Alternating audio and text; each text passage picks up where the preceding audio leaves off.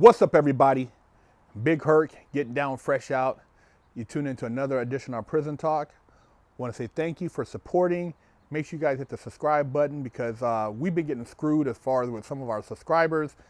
They've been getting unsubscribed. They're not getting the alerts for our videos, and we want everybody to watch our videos because we try to educate you guys as much as possible. I try to dig into my mental warehouse to try to share different things I experience so that you guys could kind of visualize what the hell we're trying to convey and, just be positive. We're not trying to glamorize prison. We're not trying to be all you can be and you got to do this and do that. That's not what we're about. We're about the realness and keeping you guys aware and dealing with the situation we're dealing with right now. You guys know what it's about. This little self-quarantine, this thing that has everybody, keeping distance. I don't know if you guys ever remember the term, give me 6 feet. That's a penitentiary term. And that's what they're using to keep everybody away from each other, is give me 6 feet.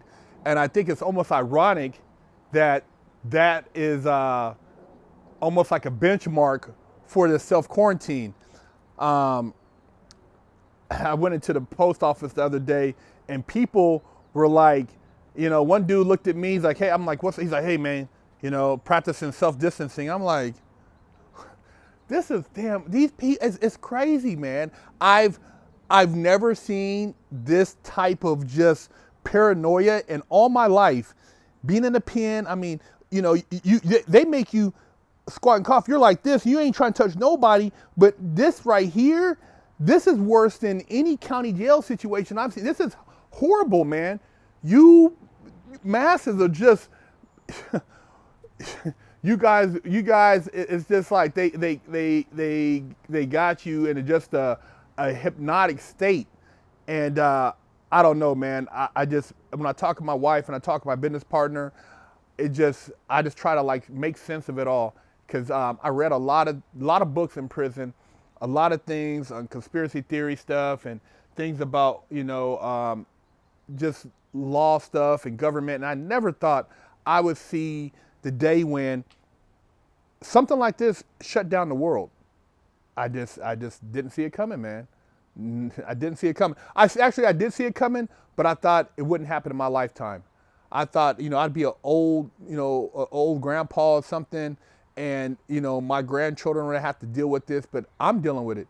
And a lot of you guys don't want to deal with it, so you're gonna probably do whatever you can when it comes time to get off of it, just to get out, but dealing with the self-quarantine. I did a video already on the mental of what you go through when your mind is trying to make sense of something that makes no sense.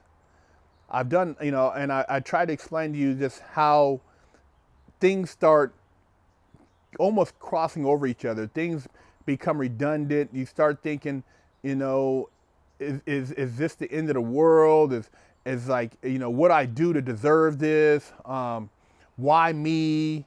A lot of guys in prison, I don't care how tough they are. They talk all that mad shit.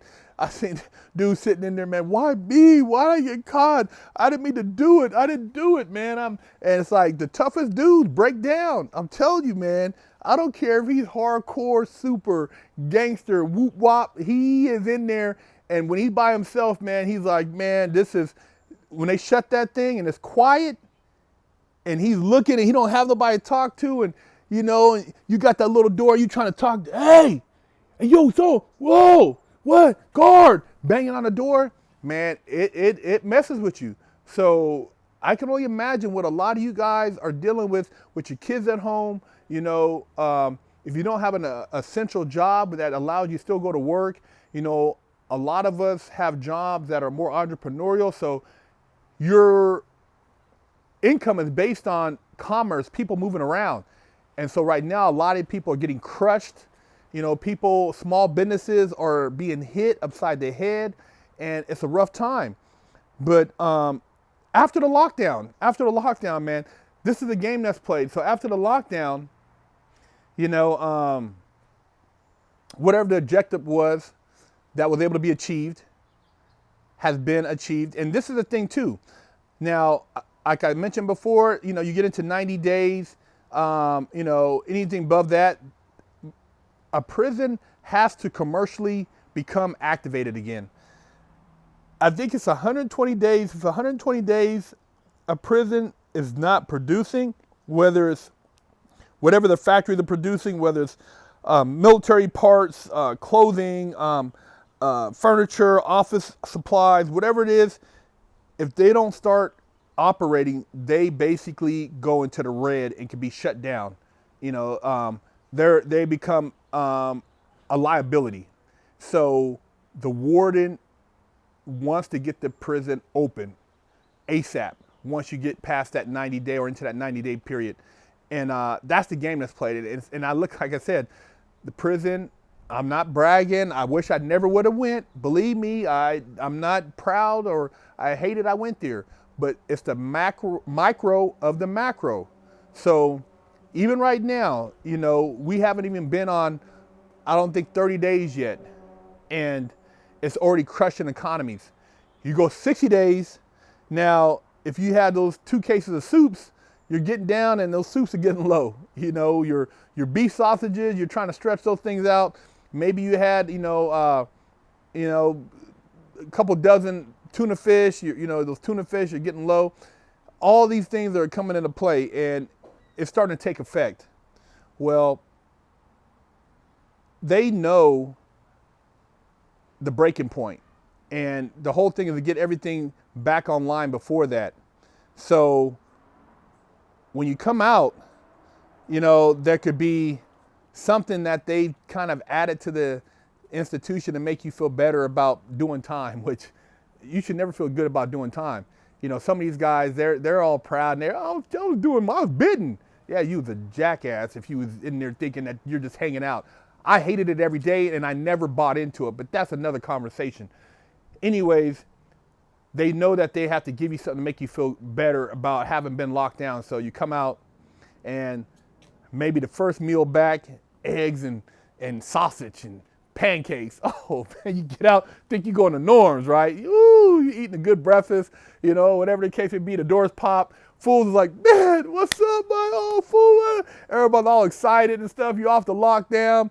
They crack the unit open and you can see your partner on the other side of the unit, the other side of the institution. And now you're, man, what's up, man? You're trying to talk to people, man, and find out what's going on, who got a letter from who, what's going on in the streets, because, in prison, you guys have cell phones out here, but in there is no, unless you got the hookup. So you're running around trying to figure out what's going on with what.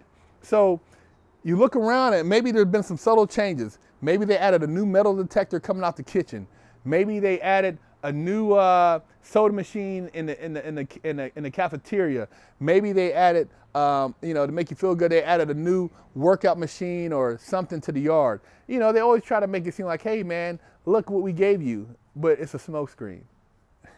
It's a smokescreen, man. It's just like, the stimulus package. Here, you get this, but this is what you gave up. And you don't even think about what you gave up because you're so happy to be free, what you think is free outside your little cell, that you're just ready and willing to accept whatever it is.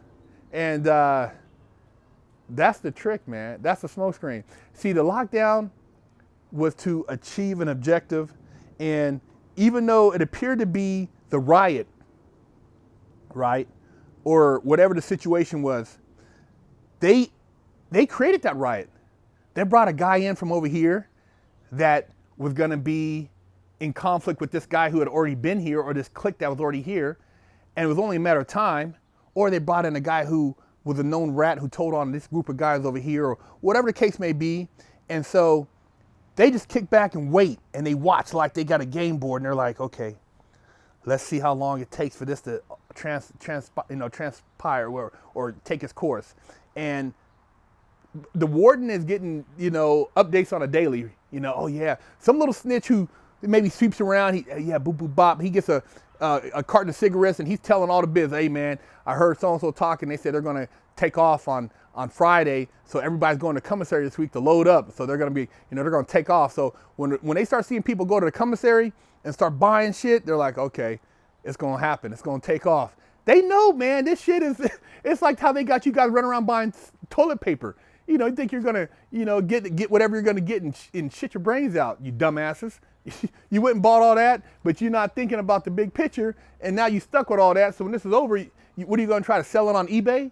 But that's what they do anyways. You're buying all this stuff and you're loading up. So when it happens, boom, okay, we have achieved our objective. Now the objective was to do this so we can do this.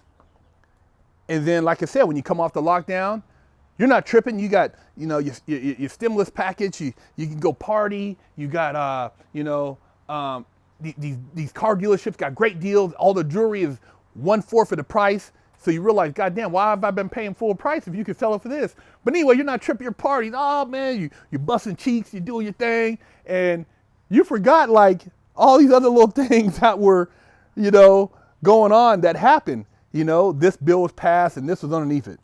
This right here was passed and this was underneath it. So all these little things, because none of you guys really take the time to go on any government websites to read what the hell was tied in with the stimulus package. You're just happy you got yours. You got the new MJs, you got your fresh chain, your whatever, if you're entertainment, your shit dropped. You're able to get out here now. You're not tripping, man. You're back, and you're back doing a lot of the same stupid shit you were doing before because you're not paying attention. But after a lockdown, that's what happens. It's the what they call the smooth over. French fries, hamburgers, barbecue, watermelon. Everybody, they'll go and they're giving out free little pecan pies. Pecan pies, man. Fools is like trying to fucking keister pecan pies. They're that serious. Oh man, let me keep. Man, they walking down. They trying to have like 10 of these things. It's like we never had a pecan pie in prison. Now's the time. Dude's got them all tucked in the underwear. Pecan pie, man. And then they trying to sell them later on. Pecan pie, homie. Man, where'd you get that from? Don't trip. Man, this is the type of shit that goes on after a lockdown. Same shit here. People are going to be trying to sell shit, offer you stuff, do all this. But just remember what got you on a lockdown. And after it's all said and done, was it really that bad?